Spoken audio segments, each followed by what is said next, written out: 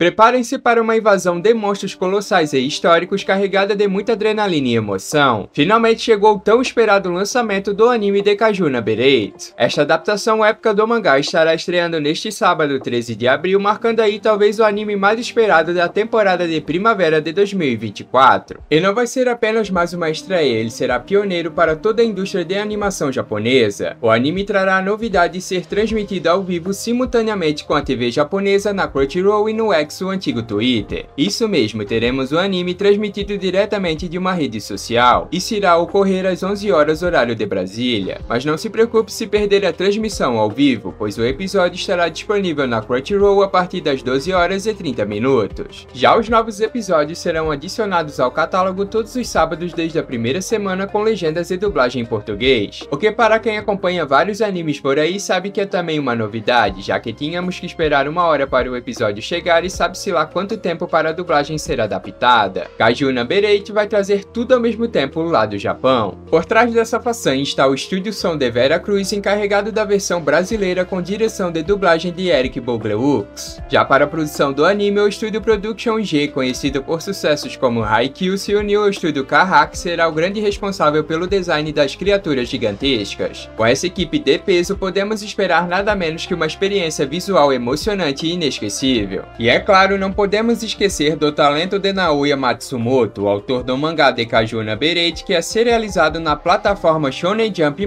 desde julho de 2020, já contando com 11 volumes publicados. Recentemente, a obra ultrapassou a incrível marca de 12 milhões de cópias em circulação, mostrando um enorme impacto para a indústria, e se o anime fizer um grande sucesso, essas vendas irão alavancar ainda mais. Então, para isto, fiz este vídeo com o intuito de apresentar a obra para aqueles que ainda não a conhecem e também para aqueles que a conhecem, mas não sabem o que esperar de uma adaptação em anime. Por isso, se quiserem se aprofundar em Kaiju Number 8, fiquem comigo neste vídeo.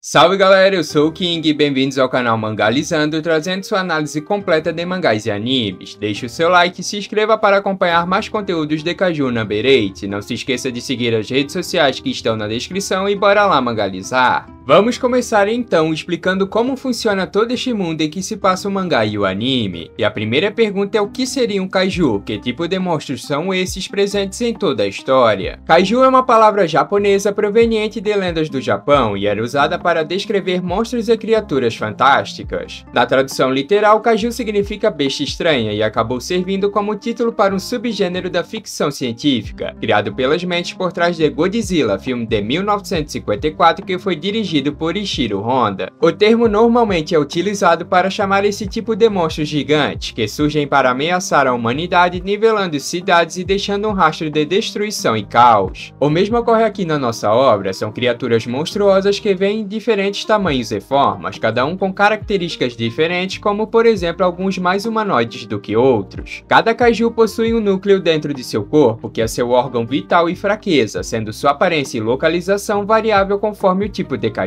Como o nosso anime se passa no Japão, obviamente que os casos de ataques dessas criaturas seriam maiores no país do sol. Inicialmente eles não possuem nenhum objetivo específico, apenas saem de algum lugar escondido da terra ou mar e invadem as cidades. Alguns só vagam por aí, mas devido a seu tamanho colossal são obrigados a serem eliminados. Mas também podem surgir alguns menores chamados de auxiliares que acabam atacando um humano quando vêm. Como resposta a esses monstrengos surgiu a Força de Defesa Japonesa, um exército inteiro treinado e destinado à eliminação de kaijus. Como a história se passa no Japão atual, temos um enorme nível de tecnologia que dá conta do serviço. Mas ainda temos os materiais provenientes desses monstros, que acabam em alguns casos virando uma arma também. E é em meio a todo esse caos que vamos encontrar nossos dois protagonistas principais, Kafka Hibino e Minashiro, dois amigos de infância que tiveram sua cidade atacada e destruída por um kaiju. Desde então eles criaram o desejo de entrar para a tropa de defesa e, como juramento a isso, firmar uma competição para quem viraria o membro mais maneiro da tropa. Juntos eles iriam eliminar os kaijus. Nessa entoada deu tudo certo para Mina, que conseguiu passar no teste de admissão da tropa e entrou para a mesma, se tornando uma das maiores prodígios prestigias da instituição, sendo responsável pela eliminação de centenas de cajus, e aos 27 anos virando uma capitã considerada uma futura candidata ao posto de comandante. Porém, nosso adulto de 32 anos, Kafka, não teve a mesma sorte, ou melhor, força e habilidade para tal. Ele tentou por diversas vezes passar no teste de admissão da tropa, mas falhou em todas elas porque era fraco. Então o que lhe restou foi o trabalho sujo, se juntar à equipe de limpeza da tropa. Essa parte do serviço era feita após a eliminação de um kaiju. Quando esses monstros eram derrotados, sua carcaça enorme ficava espalhada por toda a cidade. Era então que a equipe de limpeza entrava em ação. Eles tinham que separar todo o kaiju pelas partes importantes e descartáveis, mas não pensem que era só limpar uma grande quantidade de sangue, pele, músculo e ossos. Mesmo após a sua morte, essas criaturas ainda tinham componentes de sua biologia única que ficavam ativos e sem o devido cuidado poderiam resultar em acidentes causando ferimentos e até mortes. Essa era uma batalha invisível que começa após tudo terminar. Nada de aplausos e agradecimentos, era a luta nas sombras contra os cajus. Nessa entoada, Kafka já havia aceitado seu destino, infelizmente a idade já tinha passado e ele não poderia mais entrar para o lado combatente da tropa. Porém, no fundo de sua mente era algo que ainda o incomodava, ele não entendia o porquê de não ter dado certo de estar ao lado de Mina. Inclusive, os dois se afastaram em muito devido ao caminho que cada um trilhou. Então, em mais um dia de trabalho duro, Hibino ficou a cargo de explicar como funcionava o serviço para o novato chamado Reno Ishikawa, um jovem de 18 anos que também tinha o sonho de entrar para a tropa de defesa, porém ainda não tinha conseguido. Inclusive, ele fica sabendo que Kafka também tinha esse sonho, mas acabou desistindo em algum momento, questionando de o porquê fez tal escolha. E a resposta foi que o veterano já tinha encontrado seu lugar no mundo. Mas para Reno isso não existia, ele iria tentar até o dia de sua morte realizar o seu grande sonho. Ao fim do primeiro dia de trabalho, o novato agradeceu Kafka pela ajuda e pela sobrevivência, completando que o assunto tropa parecia um sonho que ainda existia em seu veterano, e que se ele quisesse tentar mais uma vez ele poderia, afinal a faixa etária havia subido para 33 anos e agora ele poderia repetir a tentativa. Foi nesse momento de solidariedade dos dois sozinhos que surgiu um kaiju auxiliar. Ele tentou rapidamente atacar Ishikawa, que foi salvo por um rápido reflexo de Kafka por 2 vezes. Hibino mandou seu pupilo fugir dali, ele ficaria para trás para ganhar tempo, afinal o jovem ainda tinha seu sonho e não poderia morrer ali, ele faria esse sacrifício. Foi quando o veterano já tinha aceitado seu destino, lembrando da promessa que fez a sua antiga amiga, que apareceu seu mais novo companheiro. Reno voltou para ajudá-la após emitir o alerta de kaiju, dizendo que se ele não fizesse aquilo, ele não seria digno de entrar para a tropa de defesa. Mas mesmo com toda a vontade do mundo, ele ainda era fraco e seria morto se não fosse pela aparição da capitã Minashiro e seus comandados. Eles exterminaram o kaiju, auxiliaram os feridos e partiram à caça de outros auxiliares. Enquanto isso, Kafka e Ishikawa foram levados ao hospital. Lá o novato agradece a coragem de seu veterano, dizendo que ele morreria se não fosse por sua atitude, e completa dizendo que ele realmente deveria tentar mais uma vez entrar para a tropa de defesa. Hibino aceita as palavras do jovem e finalmente reacende essa chama em seu coração. Ele voltaria a fazer o teste de uma vez por todas e iria passar, se não fosse novamente pelo kaiju que apareceu em sua frente. Desta vez era um bem pequeno e do tipo voador. Nem deu tempo de Kafka berrar e ele adentrou para seu corpo através de sua boca. Quando Reno puxou a cortina, o que ele pôde ver em sua frente era um típico kaiju humanoide. O desespero foi grande, mas Hibino ainda mantinha um controle de seu corpo apesar de sua aparência. Mas o que aconteceu após isso fica para a próxima. Esse foi o começo da história do homem que se tornou um kaiju, ou melhor, o 8º.